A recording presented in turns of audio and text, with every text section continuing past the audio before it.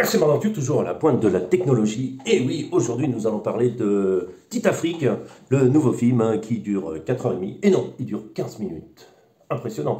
Ce film, donc Titanic, qui a fait beaucoup de succès autour de cet accident tragique en plein océan Atlantique, s'étant pris un iceberg de la nuit alors qu'il aurait pu le contourner, alors qu'il aurait pu l'éviter. Mais que s'est-il passé? On a réussi à en faire un film. Impressionnant. C'est le film qui dure 15 minutes. Pourquoi? Parce qu'il y a les 5 premières minutes où on retrouve la grand-mère, et puis on plonge sous l'eau, on récupère machin, un truc, on retrouve la grand-mère, bon, c'est un peu technologique, quoi, ça va, ça passe. Et après, après entre deux, il se passe pas grand-chose d'intéressant, et à la fin, il coule, voilà. Bon, à la fin, il coule, c'est sympa. Mais tout à la fin, là, quand l'autre, il remonte de l'eau, il revient, non, ça, c'est pas utile, ça, c'était pas la peine de le mettre. C'est pas la peine de mettre non plus le truc entre les deux, qui est très long et qui est très chiant, très pas utile. Donc moi je me serais contenté de, on va plonger, on va chercher le truc, on retrouve la grand-mère, basta, 5 minutes, plaf, et il coule 10 minutes dans une grande piscine, et voilà. Titanic a fait un maximum de pognon. Surtout avec Cécile d'Electron qui chante devant. Donc vous savez de qui je parle. Hein. Vous l'avez reconnu, hein. Cette grande chanteuse, je crois que c'est la chanteuse qui gagne le plus, elle a comment on appelle ça? Ouais, elle a un talent fou, ouais, on va dire ça comme ça. Bon, moi je suis pas amateur. Hein. Ouh, les chèvres, j'en ai eu en Slovaquie. C'est bon, j'en veux plus. C'est bon, j'ai ce qu'il faut. Bon, aujourd'hui on parle pas de Titanic, mais on parle de cette chose plus importante, plus intéressante. Je voulais vous expliquer, alors ceux qui étaient assidus sur la dernière vidéo et l'avant-dernière vidéo en fait, on pu voir quelque chose de bizarre sous la voiture. On dû se dire, tiens, il y a un truc... qu'est-ce que c'est quoi donc? Et oui, parce que je suis en période de test d'un système issu des châssis de compétition, donc j'ai voulu adapter un truc. Et je suis en cours de test pour voir si vraiment ça m'apporte quelque chose ou rien. Pour l'instant, je suis pas... je suis mitigé un peu. je suis un peu mitigé, je vous montrais ça, je pensais que quelqu'un allait le voir, mais bon, il a peut-être vu et pas mis de notification, mais bon, marquez dessous si vous l'avez vu dans les anciennes vidéos, parce qu'il y a des prises de vue où on voit quand même ce système impressionnant, créé par RC Mode, et oui, créateur de trucs inutiles et de films d'horreur. Et oui, donc en fait, déjà, première chose, j'ai installé, là vous le voyez, 2 poids. Alors, ce sont des poids. Alors là, il y en a qu'un parce qu'il y en a un qui s'est détaché, il faut que je le recolle. Voilà, là, vous le voyez mieux. 2 poids qui sont de 10 grammes chacun. Je les ai écrasés, c'est des petits poids. Je les ai écrasés, je les ai collés dessous. Pourquoi? Parce que le brush, il prend tout. C'est toute cette partie-là, en fait, le brush. Attendez, on va faire comme ça. Le brush, c'est en fait toute cette partie-là.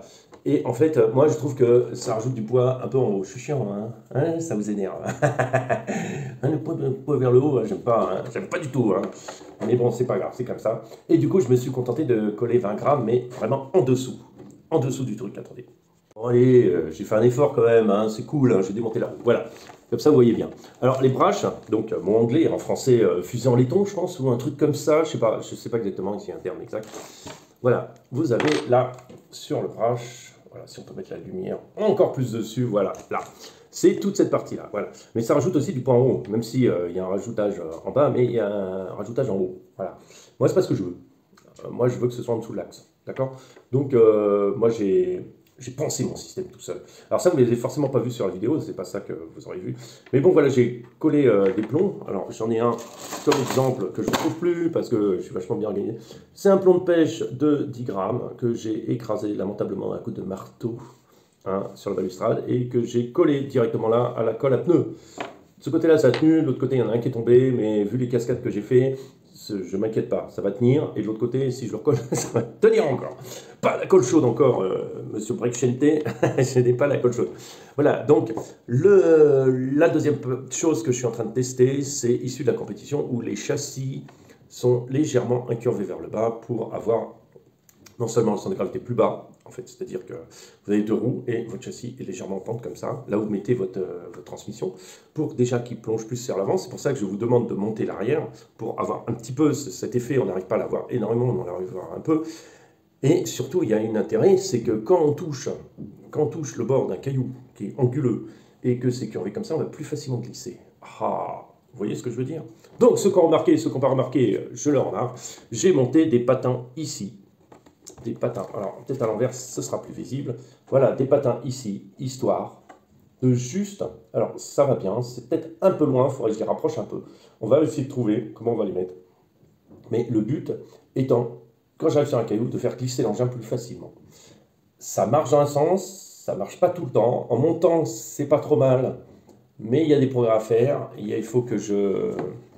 Ça demande de l'adaptation et tout ça, mais c'est pas si bête que ça. Voilà. Le truc, c'est que moi, par rapport à un châssis compète, c'est que c'est juste des patins. Donc en fait, j'ai pas le poids de la transmission qui va aider au glissement. En fait, voilà. Donc ça, c'est en cours de test. Vous aurez des nouvelles, hein, de monter comme ça, comment ça marche. Je peux vous faire une petite démo. Et oui, donc sur ma caisse improbable, je vous démontre l'histoire. Donc on enlève ça, hop là, que vous voyez les patins. En fait, le patin va prendre appui sur le bord du truc et va vous faire glisser. Vous voyez rien, hein. C'est vraiment merdique mon éclairage. Voilà, en fait le patin arrive sur le bord du rocher et va vous faire glisser tout de suite vers le bas. Voilà, c'est comme ça que ça se passe et c'est comme ça que j'aimerais bien que ça se passe aussi. N'oubliez pas de liker, de liker, de mettre un petit commentaire, de dire que ce que je fais c'est absolument aucun intérêt et que c'est vraiment pourri comme d'habitude et que de toute façon vous allez vous désabonner tous parce que vous allez voir mes bêtises. Sur ce, je vous souhaite une bonne journée, à très bientôt.